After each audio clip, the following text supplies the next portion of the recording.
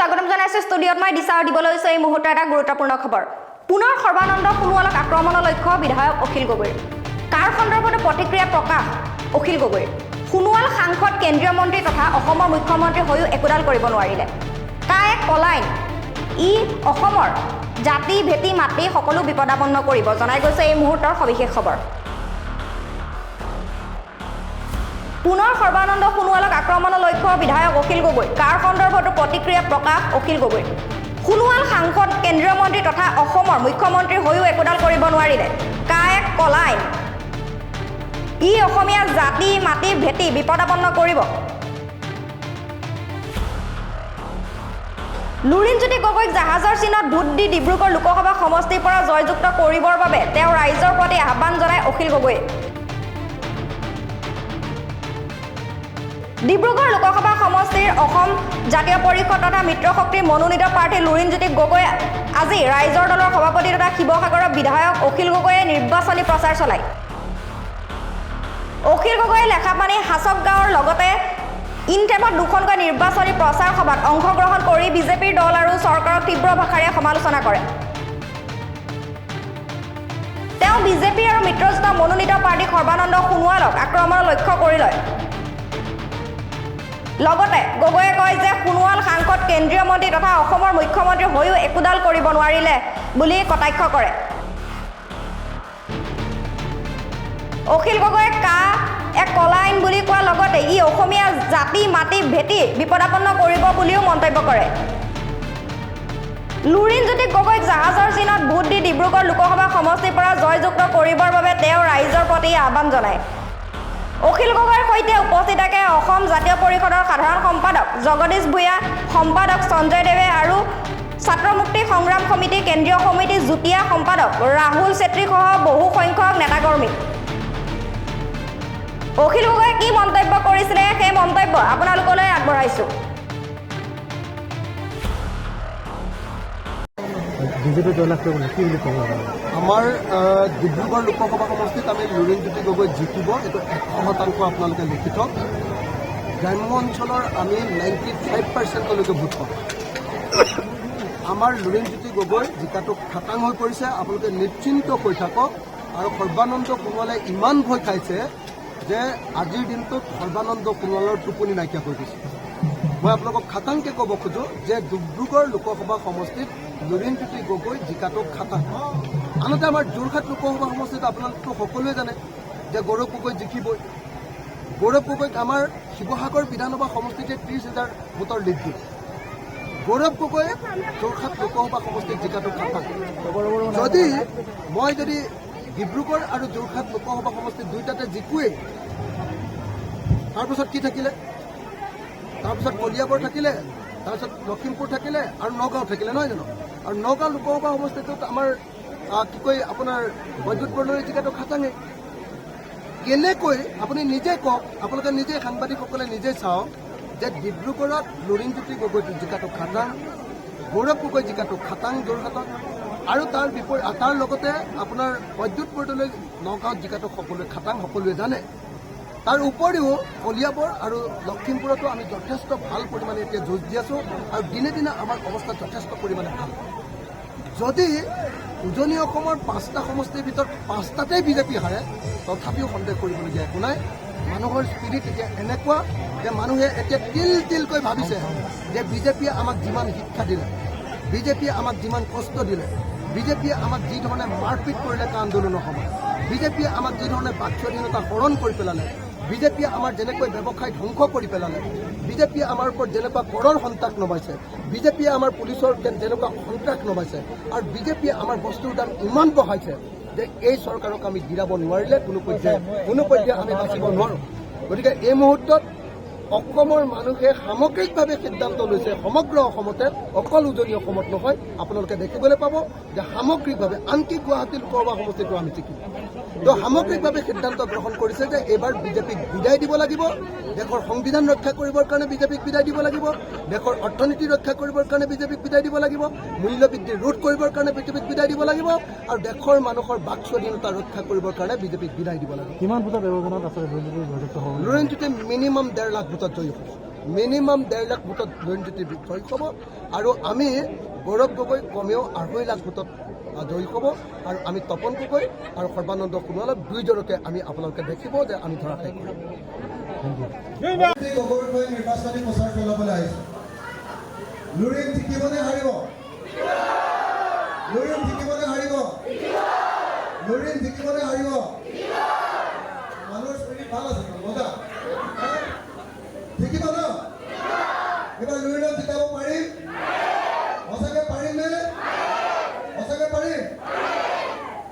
ভাল লাগিছে দেই মোৰ গা নোম থিয়ৰি গৈছে। আপোনালোকে যদি ধুনীয়াকৈ কৈছে ভাল লাগিছে হা।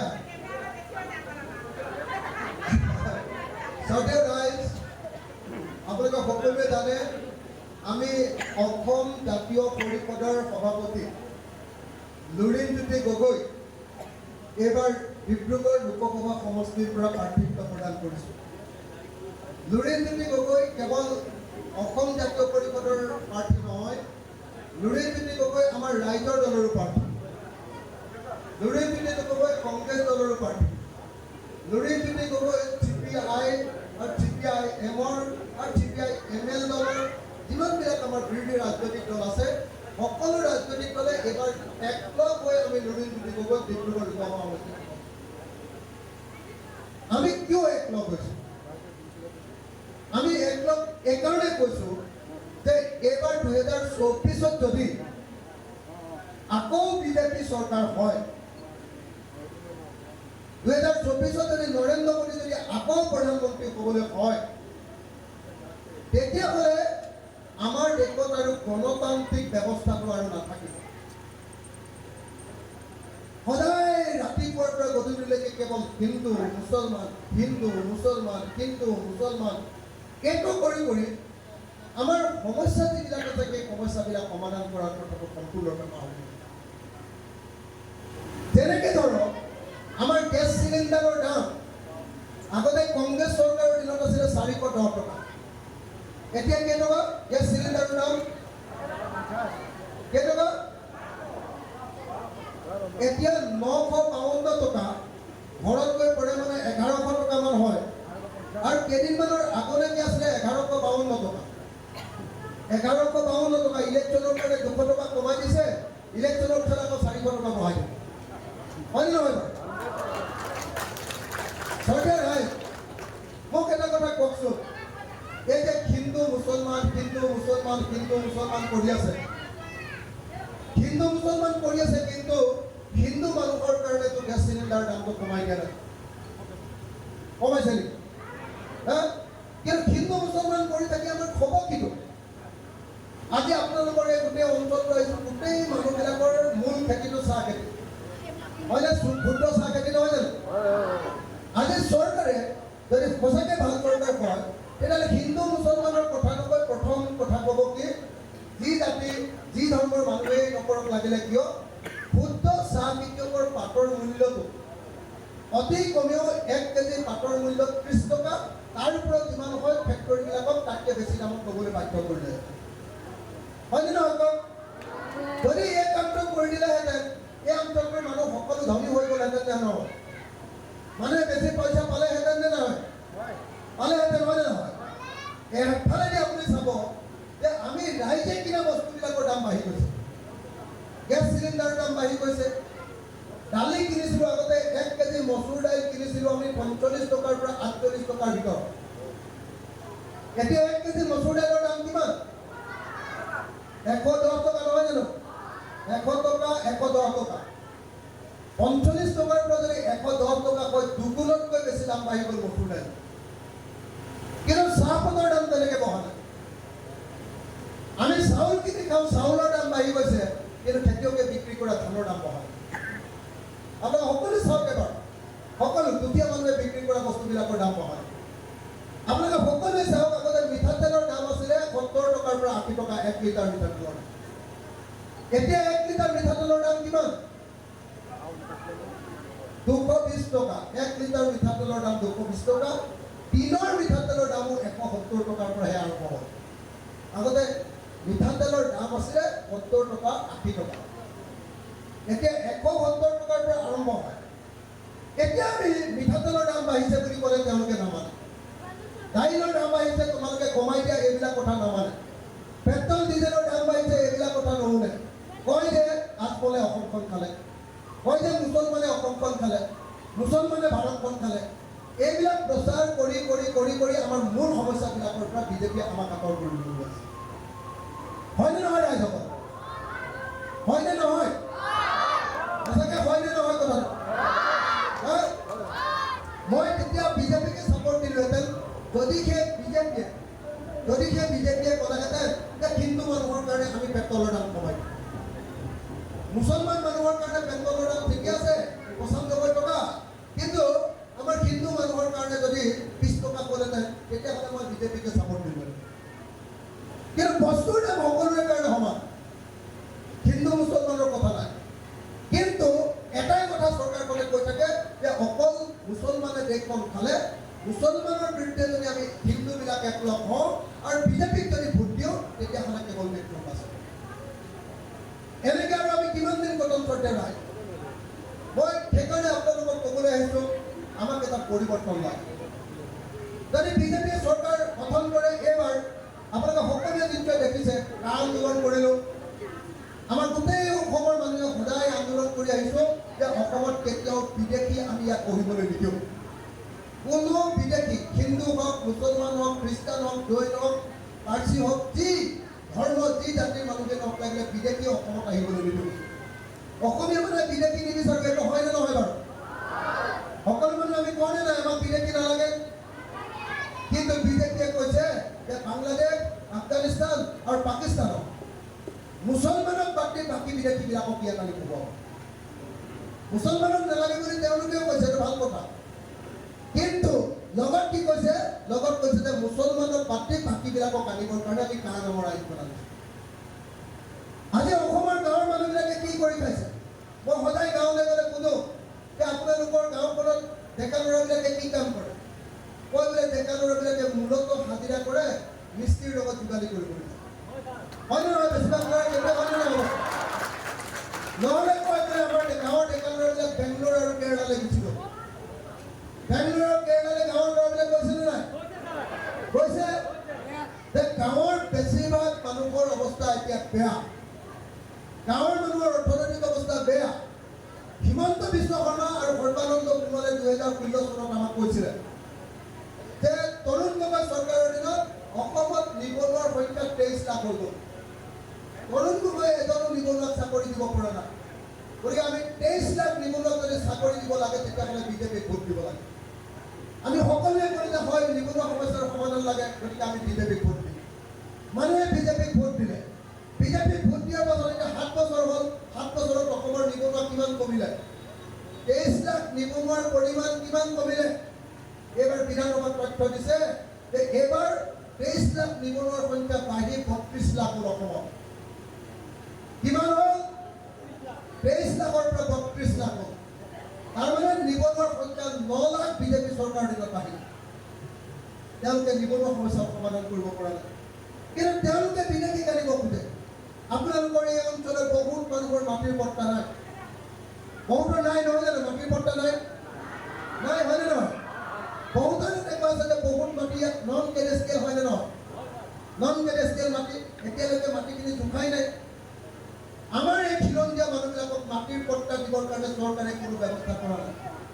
ব্যৱস্থা কৰিছে, তেওঁলোকে কৈছে যে আমি বসুন্ধৰাৰ অধীনত মাটিৰ পট্টা দিম, কিন্তু মাটিৰ পট্টা কিমানকৈ দিছে? এবিঘা। আমাৰ খিলঞ্জীয়া মানুহে এবিঘাকে মাটি লৈ কি কৰিব? ঘৰে বনাব নে চাহ খেতিয়ে কৰিব নে ধান খেতিয়ে কৰিব? কি কৰিব?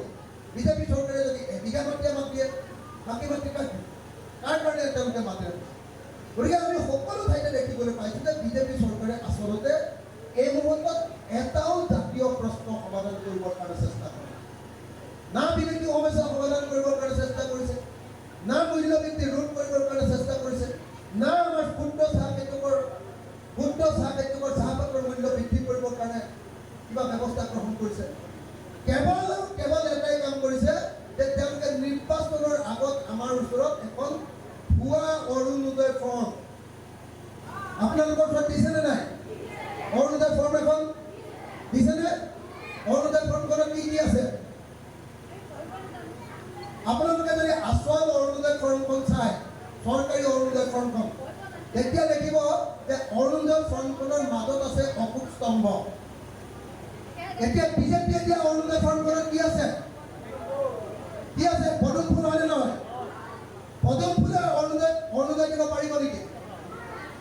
এইখন যিখন অৰুণোদয় ফৰ্ম আছে তাত আৰু এটা বস্তু আছে নেকি? আপোনালোকৰ বেংক একাউণ্ট দিবৰ কাৰণে ফৰ্মখনত আছে নেকি ঠাই? আপোনালোকে চাওকচোন, বেংক একাউণ্ট দিবৰ কাৰণে ঠাই আছেনে নাই? যদি বেংক একাউণ্ট নাম্বাৰ লোৱাই নাই, তেতিয়াহ'লে আপোনালোকক কোনটো একাউণ্টত অৰুণোদয় দিব? তাৰমানে নিৰ্বাচনৰ সন্মুখত এখন ভুৱা ফৰ্ম, এখন নকলি ফৰ্ম, এখন ডুপ্লিকেট ফৰ্ম, এখন 2 নম্বৰী ফৰ্ম মানুহৰ মাজত পিৰাই দিছে। যদি বিজেপি চৰকাৰে ইমানেই ভাল কাম কৰিছে, ইলেকশ্যনৰ সময়ত এনেকুৱা ভুৱা অৰুণোদয় কাৰ্ড কিয় বিতৰণ কৰিবলগীয়া হৈছে? তোমালোকে যদি ইমানেই উন্নয়নৰ কাম কৰিছা, তেতিয়াহ'লে আমাৰ মানুহবিলাকক কিয় এনেকুৱা ভুৱা দিবলগীয়া তোমালোকৰ পৰিস্থিতিৰ সৃষ্টি হৈছে? তো এই ভুৱা অৰুণোদয় ফৰ্মৰ জৰিয়তে অসমৰ কোনো মানুহে কেতিয়াও অৰুণোদয় পোৱাটো সম্ভৱপৰ নহয়। কিন্তু শ্ৰদ্ধেয় ৰাইজ, আপোনালোকক এটা মই ভাল খবৰ দি যাওঁ। প্ৰত্যেকগৰাকী মহিলাই এটা কথা মনত ৰাখক, যদি আপোনালোকৰ ঘৰত ৰেচন কাৰ্ড আছে, ৰেচন কাৰ্ড আছে নে নাই? যদি ৰেচন কাৰ্ড আছে, আমাৰ বিধানসভাত সিদ্ধান্ত হৈছে 126জন MLA আমি বিধানসভাত সিদ্ধান্ত লৈছোঁ যে এইবাৰ ৰেচন কাৰ্ড থকা প্ৰত্যেকটো পৰিয়ালকে অৰুণোদয় দিয়া হ'ব।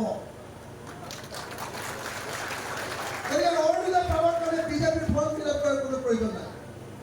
অৰুণোদয় পাবৰ কাৰণে বিজেপিক তেল মৰাৰ কোনো প্ৰয়োজন নাই।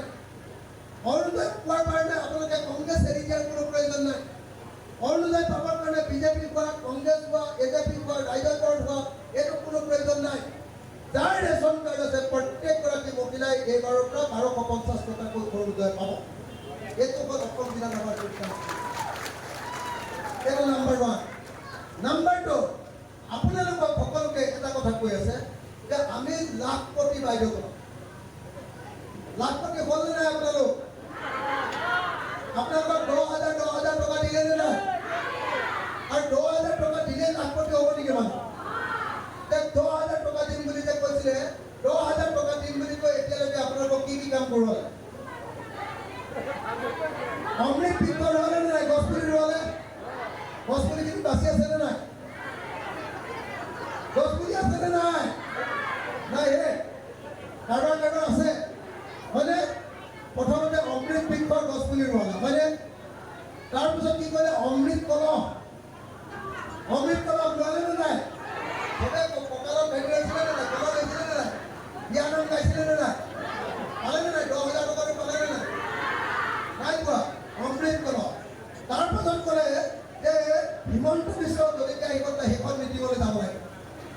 তাৰপিছত ক'লে যে পীযুষ হাজৰিকা জলকীয়া আহিছে, তালৈ মিটিঙলৈ যাব লাগে। অকল মিটিঙলৈ গ'লে নহ'ব, তেওঁলোকক চেল্ফি এখনো মাৰি দিব লাগে।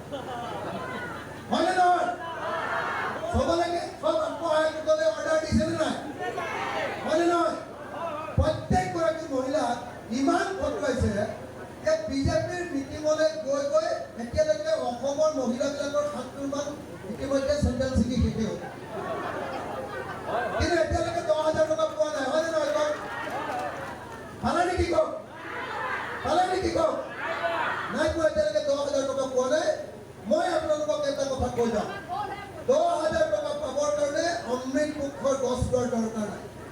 10,000 টকা পাবৰ কাৰণে অমৃত কলহ ৰোৱাৰ প্ৰয়োজন নাই। 10,000 টকা পোৱাৰ কাৰণে হিমন্ত বিশ্ব শৰ্মাৰ মিটিঙলৈ যোৱাৰ দৰকাৰ নাই।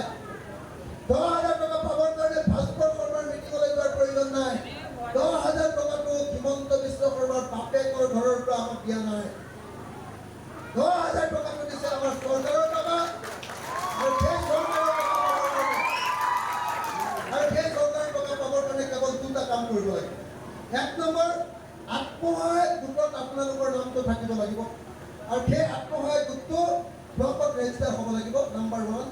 আৰু নাম্বাৰ 2, 10,000 টকাটো পাবৰ কাৰণে এখন কাগজত আপোনালোকে 10,000 টকাটো পালে কি কাম কৰিব এই কথাটো লিখি দিব লাগিব।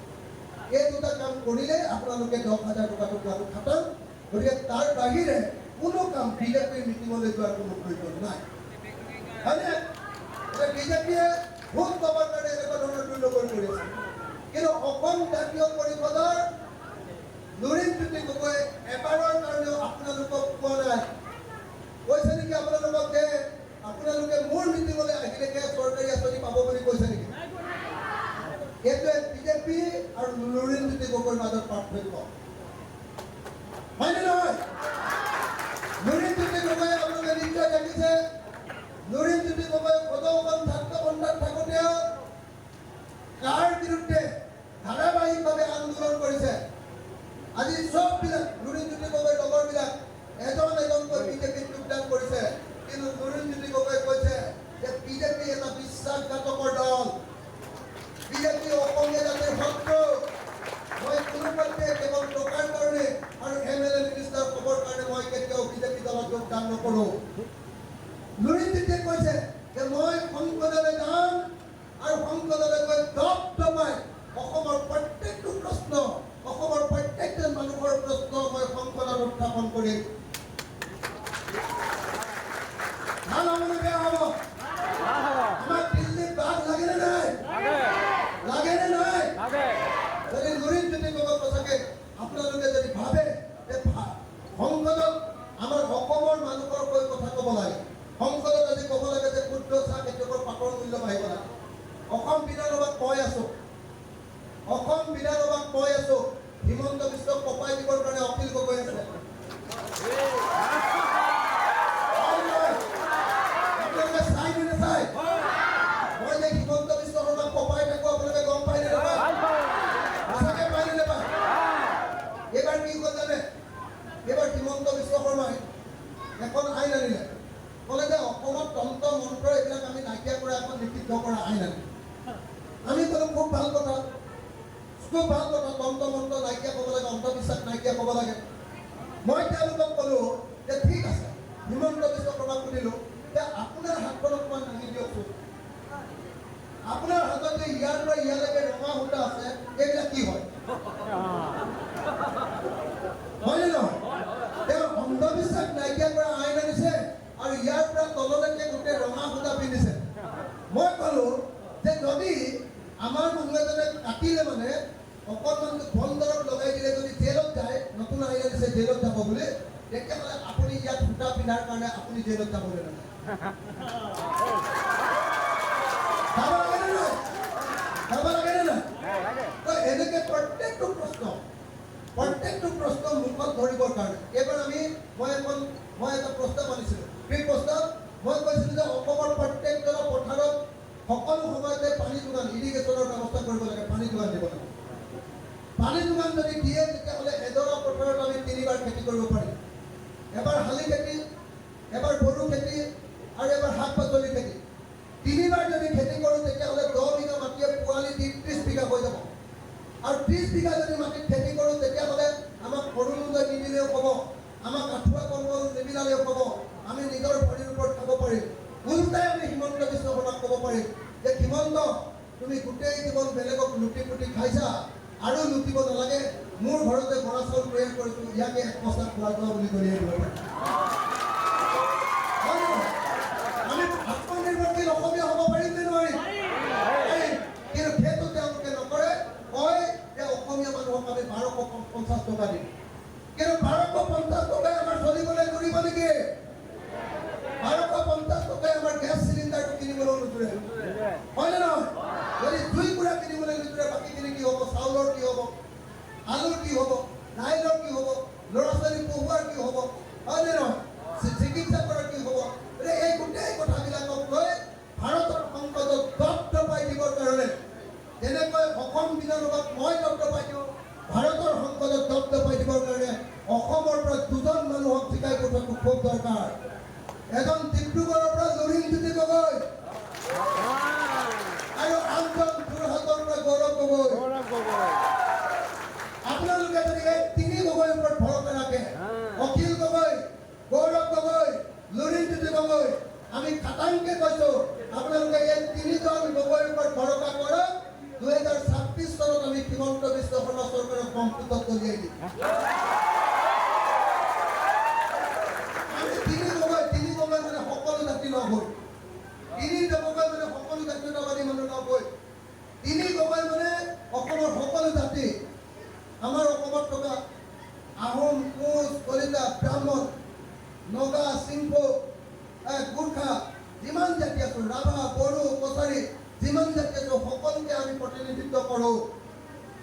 আমি বিজেপিৰ নিচিনাকৈ বৰ্ণবাদী সাম্প্ৰদায়িক ৰাজনীতিত বিশ্বাস নকৰোঁ। আমি সকলোকে লগত লৈ ঐক্যবদ্ধভাৱে অসমখন নতুনকৈ কৰিব খোজোঁ আৰু হিমন্ত বিশ্ব শৰ্মাৰ ভেলকি বাজি আমি অসমৰ পৰা দলিয়াই পেলাব খোজোঁ। গতিকে যদি সঁচাকৈ আপোনালোকে মোক ভাল পায়, মই হাতযোৰ কৰি অনুৰোধ কৰিছোঁ আপোনালোকে লুৰুণজ্যোতি গগৈক ভোট দিয়ক। যদি মোৰ প্ৰতি সামান্যতম আপোনালোকৰ ভাল ভাৱ আছে, মই প্ৰত্যেকটো জাতিৰ মানুহক অনুৰোধ কৰিছোঁ আপোনালোকে লুৰিণজ্যোতি গগৈক ভোট দিয়ক। লুৰিণজ্যোতি গগৈয়ে লোকসভাত বাঘৰ দৰে গৰজি উঠিব। আজি গৌৰৱ গগৈ তেনেকৈ অমিত শ্বাহ আৰু নৰেন্দ্ৰ মোদীৰ সন্মুখত বাঘৰ দৰে গৰজি উঠিছে। গৌৰৱ গগৈৰ লগত যদি লুৰিণজ্যোতি গগৈ থাকে তেতিয়াহ'লে অসমীয়া ল'ৰাই ভাৰতৰ সংসদখন দখল কৰি পেলাব পাৰিব। লাগে নে নালাগে? লাগে নে নালাগে? লাগে নে নালাগে? এতিয়া আমাৰ লুৰিণজ্যোতি আৰু গৌৰৱ গগৈয়ে লোকসভাত তপ্তপাই নৰেন্দ্ৰ মোদীক ক'ব পাৰিব, যদি নৰেন্দ্ৰ মোদীৰ চৰকাৰ আহে তেতিয়াহ'লে তপ্তপাই নৰেন্দ্ৰ মোদীৰ বুকু কঁপাই দিব পাৰিব। আৰু মই আপোনালোকক নিশ্চয়তা প্ৰদান কৰিব যাওঁ, যদি লুৰিণজ্যোতি জিকে আৰু যদি আমাৰ কংগ্ৰেছৰ আৰু ইণ্ডিয়াৰ চৰকাৰ হয় তেতিয়াহ'লে লুৰিণজ্যোতি গগৈ আমাৰ বিৰোধী ঐক্যমঞ্চৰ তৰফৰ পৰা ভাৰত চৰকাৰত এটা কেবিনেট মন্ত্ৰী পদ দিবৰ কাৰণে আমি ইতিমধ্যে দাবী কৰিছোঁ। আমি লুৰিণজ্যোতি গগৈ ভাৰতৰ কেন্দ্ৰীয় মন্ত্ৰী হিচাপে চাব। আমি লুৰিণজ্যোতি গগৈ ভাৰতৰ বিৰোধী ঐক্যমঞ্চ 16টা দলৰ পৰা একেলগে তেওঁ ভাৰতৰ কেন্দ্ৰীয় মন্ত্ৰী পাতিবৰ কাৰণে ইতিমধ্যে ৰাহুল গান্ধী আৰু জিতেন্দ্ৰ সিঙৰ ওচৰত আমি ইতিমধ্যে দাবী উত্থাপন কৰিছোঁ।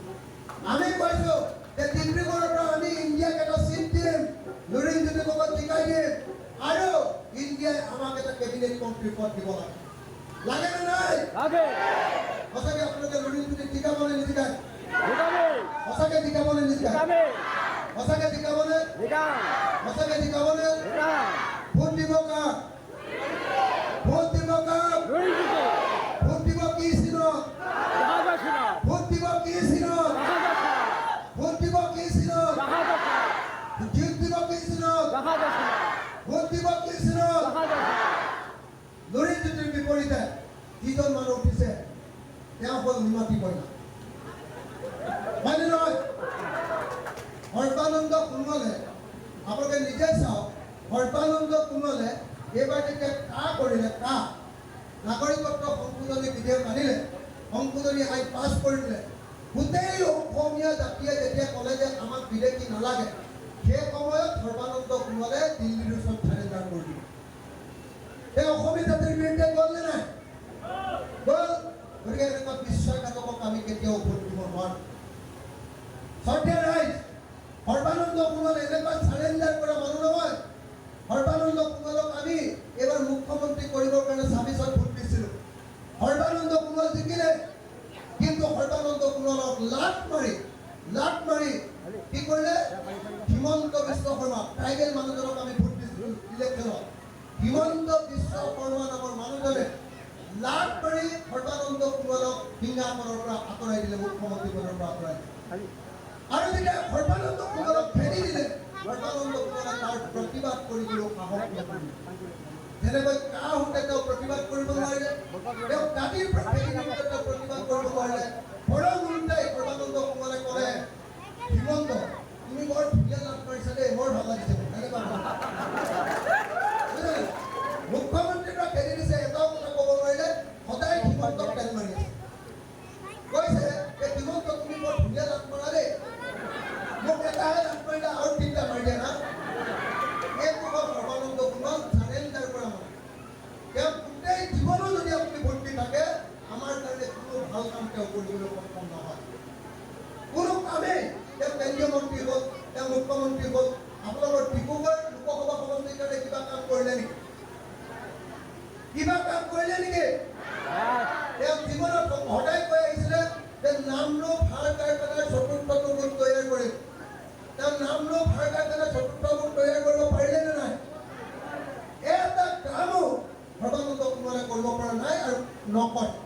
মানুহটোৱে কেৱল নিজৰ স্বাৰ্থত ইফালৰ পৰা সিফালে দৌৰি থাকে, ইফালৰ পৰা সিফালে দৌৰি থাকে।